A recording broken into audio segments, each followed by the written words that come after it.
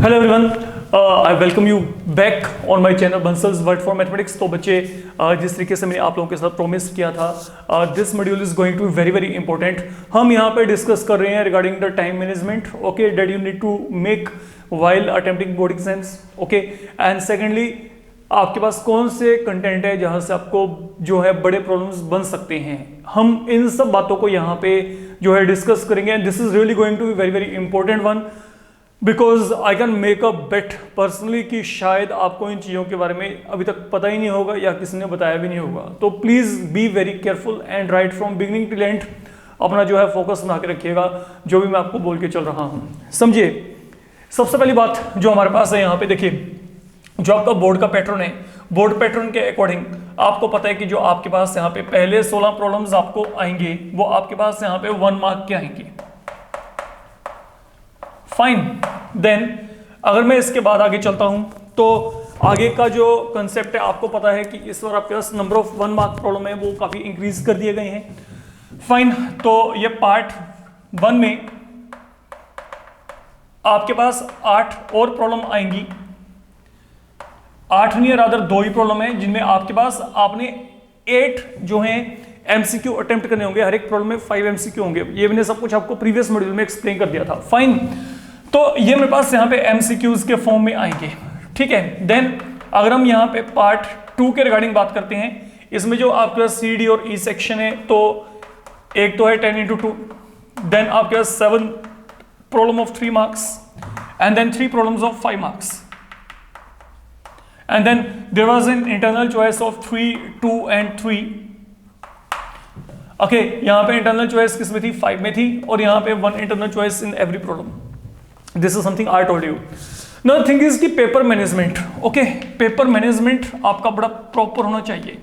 ये ऐसा नहीं कि आप लोग जो है किसी जगह पे बहुत ज़्यादा टाइम अफोर्ड कर सकते हो डिवोट करना। आपको एक बड़ा पर्टिकुलर सा टाइम डिसाइड करके चलना पड़ेगा कि मेरे को इतने टाइम में ये सेक्शन को कंज्यूम खत्म करना है, कवर अप करना है। Until unless you don't do that, आपका पेपर खतरे में रहेगा। Let me tell you clearly. Second important बात, आप लोग अगर पेपर को शुरू करोगे तो मेरी पर्सनली आपको रिकमेंडेशन है आप बिगनिंग करो ई के साथ, section E, then D, then C, back side पे, बैक एंड पे शुरू करिए। जो आपके पास 1 मार्क प्रॉब्लम है वो सबसे बाद में आपने डील करनी है। This is what I can say. तो अगर मैं यहां पर बात करके चलता हूं रिगार्डिंग सेक्शन ई, तो ई सेक्शन के लिए 3 प्रॉब्लम्स हैं। Okay, you can afford to take 30 minute, it is more than enough. 10 minute पर problem, okay, on the average I am saying, और वो बहुत बड़ा टाइम है, ठीक है। तो आप 30 मिनट में इस सेक्शन को कंप्लीट करिए, ठीक है। हाँ, थोड़ा सा टाइम यहाँ पे ज्यादा जरूर लग रहा है, बट अगर आप यहाँ पे टाइम को सेव कर सकते हैं, that depends upon your practice. Entirely आपके प्रैक्टिस के ऊपर डिपेंड करेगा। फाइन। देन आपके पास ये जो 3 मार्क्स के प्रॉब्लम आएंगे, लुक, आप अगर इनको कवरिंग करना चाहते हो, जो आपके पास 7 प्रॉब्लम है, they are to be covered in nearly 40 minute, क्योंकि यहां पे जो प्रॉब्लम्स आएंगी वो कंपैरेटिवली छोटी होंगी, ठीक है। अगर आप बहुत ज्यादा मतलब वहां पे इसमें टाइमिंग को इंक्रीज करना ही चाहते हो तो व्हाट कैन हैपन, आप ज्यादा से बच्चे 45 मिनट तक अफोर्ड कर सकते हो, but don't take more than that. And then ये जो है ये 30 मिनट नहीं लगेंगे आपके, क्योंकि मैं आपको बताऊंगा यहाँ पे कौन कौन से चैप्टर आपके पास आ सकते हैं। आप उनमें अकॉर्डिंगली अपना जो है रूटीन बेसिस पे प्रैक्टिस करके चलिए। ये 20 to 25 मिनट के अंदर आप 3 प्रॉब्लम्स को कंप्लीट कर सकते हैं, मैक्सिमम 25 मिनट में। तो 5 मिनट आपके यहाँ से सेव हो जाएंगे। वो कहते हैं ना, कतरा कतरा बचाओगे तो आपके पास वहां पे बाद में जो है आपको फायदा होगा, एडवांटेज होगा। तो आपने टाइम बचाना है, एक्यूरेसी अपनी रखनी है मेंटेन, एंड टाइम आपने सेव करना है जितना बचा सकते हो। तो आप यहां पर जो ये दोनों सेक्शन हैं, ठीक है, मैं यहां पे इनको आपको जो है ऑन द होल 75 मिनट, और इन केस ओके अगर बहुत ज्यादा आपको लगता है कि आप टाइम कंज्यूम करें तो 80 मिनट, ये मैक्सिमम टाइम है जो आप कंज्यूम कर सकते हो। फाइन। देन ये जो 2 मार्क के प्रॉब्लम है, this will generally be very you can say मतलब शॉर्ट आंसर टाइप, जैसे आपको यहाँ पे इनको आंसर करके चलना पड़ेगा, कोई बहुत ज्यादा लेंथी नहीं होती है आपके पास, ओके। तो अगर वहां पे आपको 10 प्रॉब्लम भी आती हैं, फाइन, तो मेरे अकॉर्डिंगली आप इसको बच्चे बहुत इजी वे में हाफ एन आवर में खत्म कर सकते हो, for sure, not more than it. अब आपके पास जब ये प्रॉब्लम आपके पास यहाँ पे फिनिश हो गए, फाइन, देन नियरली आपके पास यहाँ पे 110 मिनट मतलब 2 आवर के करीब हो गया आपका टाइम, फाइन। अब चलते हैं आपके पास ये जो आपके पास 1-1 मार्क के प्रॉब्लम है, ये जो 1-1 मार्क के प्रॉब्लम है इनके रिगार्डिंग मैं आपको एक बात बिल्कुल क्लियरली बता देता हूं। इन 16 में से 10 प्रॉब्लम तो ऐसे होंगी जो आप 1 मिनट के अंदर सोल्व करने की कैपेबिलिटी रखते हुए, अगर आपने ढंग से प्रिपरेशन किया हुआ है तो मिनिमम 10 हो सकता है, उससे ज्यादा हो। तो मतलब 10 प्रॉब्लम के लिए तो आपको बच्चे वहां पे टाइम ही मैक्सिमम 10 मिनट लगेंगे। हाँ, लेकिन जो बाकी 5 हैं उनमें 2-3 मिनट आपको लग सकते हैं, डिपेंडिंग अपॉन कि वो अगर कोई ट्रिकी है या थोड़ा सा कॉन्सेप्चुअल है। तो आप यहाँ पे जो है मैक्सिमम जो इन प्रॉब्लम्स के लिए टाइम है वो अपना 25 मिनट तक मान सकते हैं। You can take 25 minute, up to 25 minute, okay. And then finally आपके पास जो ये 2 प्रॉब्लम्स हैं जो आपके पास एमसीक्यू ओरिएंटेड हैं, तो बच्चे इसमें आपको नियरली 15 to 20 मिनट लग सकते हैं। अब ये बच्चों के लिए थोड़ा सा सरप्राइजिंग होगा कि यहाँ पे मैं 8 प्रॉब्लम के लिए इतना कह रहा हूँ और यहाँ पे मैं 16 के लिए सिर्फ 25 minute. I will tell you why, ऐसा क्यों है। तो आपके पास फिलहाल के लिए जो ये स्लॉट बनता है, आप इसके अकॉर्डिंगली आप पेपर को अगर देख के चलते हो 45 मिनट आपके यहाँ पे होते हैं, और आपके पास जो है नियरली अगर हम बात करके चलते हैं 110 मिनट यहाँ पे, तो आपके पास तब भी आपके पास 155 मिनट में आपका पूरा पेपर खत्म होता है। And mean you are left with 25 minutes back, अभी भी आपके पास 25 मिनट पड़े हैं वहां पे। अब यहां पे मैक्सिमम टाइम लेके चल रहे हैं जो आप कंज्यूम कर सकते हो section point of view, you can check, okay. मैंने यहां पे 45 की जगह पे भी 50 मिनट ही कंसिडर कर लिया था इन 7 प्रॉब्लम के लिए, इनके लिए 30 मिनट, इनके लिए यहाँ पे 30 मिनट, तो it is more than enough. The thing is कि पेपर प्लान आपको ऐसे करना पड़ेगा, इससे ज्यादा आप टाइम अफोर्ड नहीं करेंगे अगर आप टाइम पर पेपर को फिनिश करना चाहते हैं तो। फाइन, अब सुनो यहां पे, अब ये जो 3 प्रॉब्लम्स हैं 5-5 मार्क्स की, ठीक है। अभी तक मैं जितने भी आपके सैंपल पेपर के गो थ्रू हुआ हूं तो जहां यहां, ठीक है, वहां से सब जगह से इंफॉर्मेशन कलेक्ट करने के बाद कुछ इस तरीके का आपका यहाँ पे रिजल्ट है जो मैं आपको बोल के चल रहा हूं, and this is going to be really very important. सुनिए, आपके जो मेजर कंटेंट है जहां पे आपको एक और फोकस करके चलना है, प्रोबेबिलिटी, डिफरेंशियल इक्वेशन, इंटीग्रेशन में आपके पास आएगा area under the curves.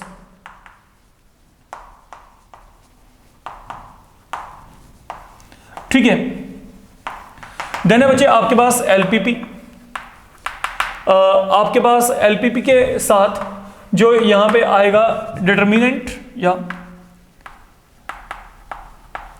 Then 3D,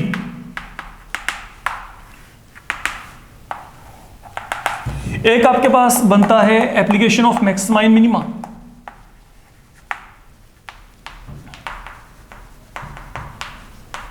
now listen what I am saying here, ये 3 कंटेंट अपने आप तैयार करिए आप ये प्रॉब्लम्स के लिए जो कि 5-5 मार्क के हैं। एक प्रॉब्लम एलपीपी में से सिंपल एंड डायरेक्ट आएगी, ओके, आपको पहले से पता है, सीबीएसई ने इस बार रिड्यूस कर दिया सिलेबस, आपको पता है, मैंने उसके अकॉर्डिंगली सब कुछ आपको पहले बता दिया था in the previous module. Determinant में आपकी प्रॉपर्टीज खत्म होगी, तो ये प्रॉपर्टीज खत्म रहेगी, उस प्रॉपर्टीज ही खत्म होगी तो वहां पे रह गया, क्लियर है, सबको पता है। माइनर कोफैक्टर एडजॉइंट इनवर्स का कंसेप्ट है या फिर मैट्रिक्स मेथड है, दोनों को अच्छे से तैयार कर लो बच्चे, पक्का सम वहां से बनेगा। तो अपना मैक्सिमम प्रैक्टिस करके चलिए। 3D में से आपके पास डेफिनेटली वैरायटी बनती है, तो इसमें 3D में आपको अच्छे तरीके से अपने आपको you have to expertise yourself, आपको एक्सपर्ट बनना पड़ेगा क्योंकि वहां पे कुछ ज्यादा डिडक्शन नहीं हुआ है, एंड एवरीवन नोज दैट। तो ये आपके पास यहाँ पे 3 मार्क्स के यहाँ पे कवर होते हैं। अब 3 मार्क्स के बाद मैं उनकी बात करता हूँ जो 4 मार्क्स के। आप कहेंगे कि आप 4 मार्क्स तो है नहीं, लेकिन 4 मार्क्स है यहाँ पे। कहां पे है ये? एमसीक्यू की फॉर्म में। तो यहां पे जो है आपके यहां पे जो 2 कंटेंट कवर होते हैं, ठीक है, जनरली एक तो आपके पास है डिफरेंशियल इक्वेशन, या फिर आपके पास है बच्चे यहां पे application of maxima and minima, okay, और इट कैन बी प्रोबेबिलिटी। इन 3 प्लेसेस में से कोई भी 2 जगह से आपको जो प्रॉब्लम यहां पे बनेगी। मतलब आपको फुल फ्लेज एक पूरा प्रॉब्लम दिया जाएगा, उसको आपके पास वहां पे क्या है, उसके सब पार्ट्स दे दिए जाएंगे, उसके बेसिस पे आपको आंसर करना होगा। प्रोबेबिलिटी में बेस थ्योरम से आपके बन जाते हैं जनरली अगर बात करके चलें, ठीक है। डिफरेंशियल इक्वेशन में आपको कोई भी एक डिफरेंशियल देंगे, उसके लिए जनरल सॉल्यूशन निकालो, पर्टिकुलर सॉल्यूशन निकालो, ठीक है। कोई आपको आगे कुछ वैल्यूज वहां पे नॉमिनेट कर दी गई, तो एनीथिंग लाइक जैसे इंटीग्रेटिंग फैक्टर के समय वहां पे what is the integrating factor, okay, then आपको कहीं पे वहां पे वो कंसल्ट कर सकते हैं क्यू की वैल्यू वहां पे क्या है, पी की वैल्यू क्या है, देन उसके बाद उसका जनरल सोल्यूशन निकालो, उसका पर्टिकुलर सोल्यूशन निकालो, फिर वहां पे वही बात होगी। तो इस तरीके के problem and application of maximum minimum में आपके पास कोई भी आपको एक वर्ड प्रॉब्लम दी जा सकती है और उस वर्ड प्रॉब्लम को बाइफरकेट किया जा सकता है। लाइक आपको पता है कि पहले वहां पे फंक्शन जनरेट करते हैं, ठीक है, फिर उसको डिफरेंशिएट करते हैं, फिर वहां पे क्रिटिकल पॉइंट एक्स वैल्यूज को निकालते हैं, फिर single order derivative, double order derivative, then value को मैक्सिमाइज करते हैं, मिनिमाइज करते हैं। वहां पे आपको पता है एप्लीकेशन ऑफ मैक्सिमम मिनिमा में इस तरीके के प्रॉब्लम आपके पास आते हैं। तो ये 3 कंटेंट ऐसे हैं जिनमें से आपको वहां पे प्रॉब्लम बन सकती हैं, ओके, डेफिनेटली। और ये आपके पास यहाँ पे ये जो 8 नंबर के प्रॉब्लम है ये यहाँ पे कवर अप होंगे, फाइन। तो ये आपने करके चलना है। तो रिमेंबर प्रोबेबिलिटी में बेस्ड थ्योरम, इंडिपेंडेंट इवेंट अच्छे से कर लीजिएगा। डिफरेंशियल इक्वेशन में इंटीग्रेटिंग फैक्टर वाला concept and homogeneous differential equation के दोनों अच्छे से करके चलें। एप्लीकेशन ऑफ मैक्सिमम मिनिमा में वर्ड प्रॉब्लम है, वहां पे 50-60 वर्ड प्रॉब्लम है आपके पास ऑन द होल जो आपने करके चलने हैं, और उनमें से एक प्रॉब्लम डेफिनेटली आपको आएगी। अब जो रह गया ये जो एरिया अंडर द कर्व्स है, ठीक है, और एक कंटेंट अभी भी इनमें से रहेगा क्योंकि इन 3 में से कोई 2 प्रॉब्लम ही वहां पे आनी है, ठीक है। तो जो 2 टॉपिक आपके रह गए वो आपके जाएंगे बच्चे फिट होंगे ये 3 मार्क्स वालों में। अब मेरी बात को बड़े आराम से समझ के चलना, अगर आप 3 मार्क्स के प्रॉब्लम में स्कोर करना चाहते हो तो आपको बच्चे अपना कैलकुलस बहुत अच्छा करना पड़ेगा। अब कैलकुलस वहां पे रह गया, एक रह गया आपके पास वहां पे वेक्टर, देखा जाए तो लॉजिकली, ठीक है, एक रह गया आपके पास वहां पे मैट्रिसेस, और एक बच्चे आपके पास रह गया वहां पे आईटीएफ। अब ये बहुत टॉपिक हैं जो हमारे पास अभी तक टोटली बचे पड़े हैं जिनको मैं डिस्कस नहीं किया। तो 1 problem from here, 1 problem from here and 1 problem from here you can expect. 3 problem हो गए, रह गया कैलकुलस। अब कैलकुलस में से 4 प्रॉब्लम बनेंगे जिनमें से एक तो आपका ये हो गया एरिया अंडर द कर्व, तो रह क्या गया, पीछे सोच के देखो। अब एक प्रॉब्लम इंटीग्रेशन में से आपके पास बनती है, जहां से 2 हो सकती हैं अगर पेपर पैटर्न में थोड़ा सा भी चेंज होता है तो, from complete indefinite and definite. Remember calculus सबसे आपके पास वहां पे एक डॉन्टिंग टास्क रहेगा आप लोगों के लिए। जिन बच्चों का कैलकुलस बढ़िया है they are safe, and specially in case of calculus आप अकेला एनसीईआरटी करके आएंगे डेट इज नॉट एनफ, आपको बच्चे कुछ एफर्ट और करने पड़ेंगे, क्योंकि अगर आप एनसीईआरटी करके आएंगे तो मेरे को लगता है कि आप उतना सेफ नहीं रहेंगे इस पार्ट में। स्पेशली जब कैलकुलस की बात करते हैं तो बेटर है कि एनसीईआरटी के साथ आप लोग एनसीईआरटी एग्जाम्पलर भी उठा लो। फिर जो बच्चे एनसीईआरटी कोई कोर बुक मान के चले फिर वो एनसीईआरटी एग्जाम्पलर उठा लो, और इसमें आप लोग जो है ये जो है कैलकुलस के प्रॉब्लम ट्राई करिए। अच्छा, एक बात जो आमतौर पे बच्चे कहते हैं, बच्चे आमतौर पे ये कहते हैं कि हमारा जो कैलकुलस पार्ट है वो ज्यादा अच्छे तरीके से सोल्व नहीं हो जबकि हमने इतना एफर्ट किया हुआ था। तो इसके लिए काम करिएगा, सैंपल पेपर उठा लो और सैंपल पेपर में पर सैंपल पेपर डेली बेसिस पे 1 या 2 सैंपल पेपर सोल्व करके देखिए जब when your syllabus gets over. Okay, आपने क्या करना है, उसमें जितने भी कैलकुलस वाले सम है रैंडमली पड़े होते हैं, ठीक है ना, सिर्फ कैलकुलस को उठा लो, उन सम को सोल्व करो, मिक्सचर में सोल्व करिए।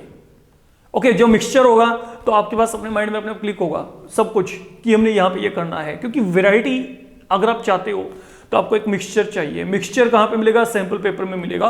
तो सैंपल पेपर को प्रैक्टिसाइज करिए, जितना आप ज्यादा कर सकते हैं प्रैक्टिसाइज उतना आपके लिए ज्यादा बेनिफिशियल होगा। ओके, रैंडमली उठा के, और करना क्या है, वो 3 मार्क्स वाले जो समय पहले वो उठा लेना, 3 मार्क्स वाले कैलकुलस वहां पे आपका कंटेन होगा, याद रखिएगा। एंड देन आपके पास वहां पे जो अगला पार्ट है, I think I have made you the things clear up to here कि आपने कौन कौन से कंटेंट में से कैसे करके चलना है। अब जो रह गया 1 मार्क, 1 मार्क में सिर्फ एक ही प्लेस है जहां पे आपको अपना प्रॉपरली सोच के चलना है। 1 मार्क प्रॉब्लम ज्यादातर अफोर्डेबल होंगी आपके पास, एक तो रिलेशन फंक्शन और एक बच्चे आईटीएफ,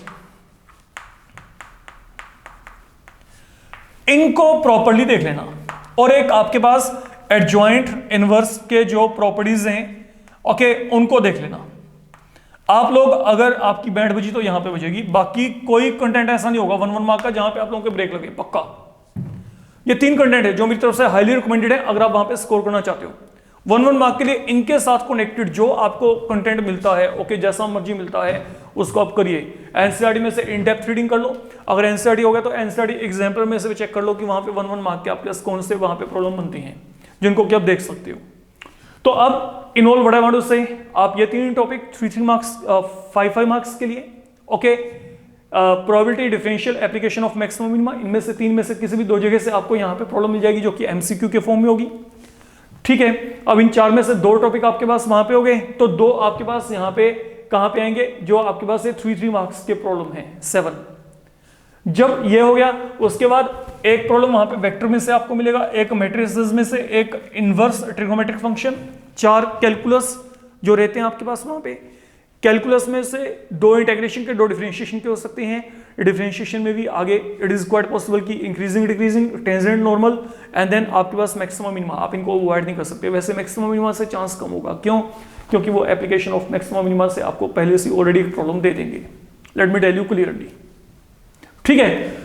तो 1 मार्क के लिए please pay complete attention right here, जो बच्चे स्कोर करना चाहते हैं, and that is the key point, okay. This are the only key point. Sample paper definitely, okay, जितना करेंगे प्रैक्टिस, अपना टाइम रिड्यूस करेंगे, उनको कर करके देखो। एट द एंड मोमेंट जब आपके पास वहां पे 15-20 दिन रह जाएं, ओके, पेपर से 15, 20, 25 डेज पहले सैंपल पेपर, डेली एक सैंपल पेपर को अटेम्प्ट करिए। सेट योर टाइम लिमिट कि इतने टाइम में मेरे को इसको खत्म करके देखना है, okay. Believe me, 5-7 sample paper solve करने के बाद आपका प्रैक्टिस इतना हो जाएगा कि आपका पेपर 2 आवर में भी खत्म होगा, लिटरली। हाँ, लेकिन उसके लिए कॉन्फिडेंस चाहिए आपको। That is what I can see. Fine, तो that's all about this particular session, and that is the only thing I have to tell. Hopefully you liked. If you liked, then please definitely like, comment and share the video with your mates, okay, as maximum as possible, क्योंकि ये उनके लिए beneficial है, I can see. Fine, and don't forget to subscribe the channel if you have not done before, and wish you in advance happy new year. Hopefully जो आपके पास नया साल है वो आप लोगों के लिए बहुत ही ज़्यादा शुभता लेके आए, आप लोगों के लिए सब कुछ वहाँ पे मंगलमय हो, अच्छा हो, with all blessings. God bless you all. Okay, good luck. Thank you.